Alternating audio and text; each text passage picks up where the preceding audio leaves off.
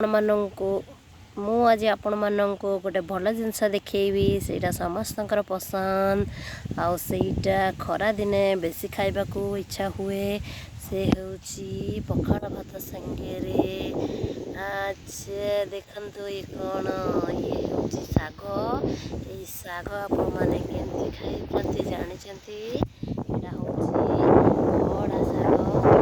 ପଖାଳ ଭାତ ସାଙ୍ଗରେ ଭାଜିକି ଖାଇଲେ ବହୁତ ଟେଷ୍ଟ ଲାଗେ। ଆହୁରି ଦୁଇ ପ୍ରକାର ଶାଗ ମୋର ଅଛି। ଏଠି ଦେଖେଇବି ଗଛ ମୁଁ ଚାଷ କରିଛି ନିଜେ, ଏସବୁ ମୋ ବାଡ଼ିରେ କରିଛି। ଦେଖନ୍ତୁ ଏଇଟା ଖଡ଼ା ଶାଗ, ଆଉ ଗୋଟେ ଏଇଟା ଶାଗ। ଏଇ ଶାଗଟି ଦେଖନ୍ତୁ,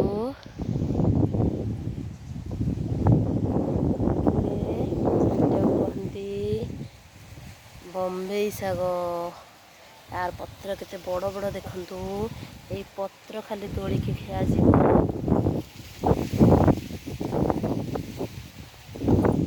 ଏଠି ବି ଲାଗିଛି, ମୋର ଆହୁରି ଅଛି। ସମସ୍ତେ ଖାଉଛୁ ଆମେ ମିଶିକି।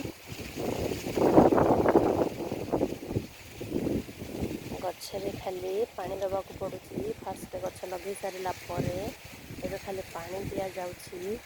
ତାପରେ ଖାଲି ଶାଗ ପତ୍ର ତୋଳା ହେଇକି ଖାଇବାକୁ ନିଆଯାଉଛି।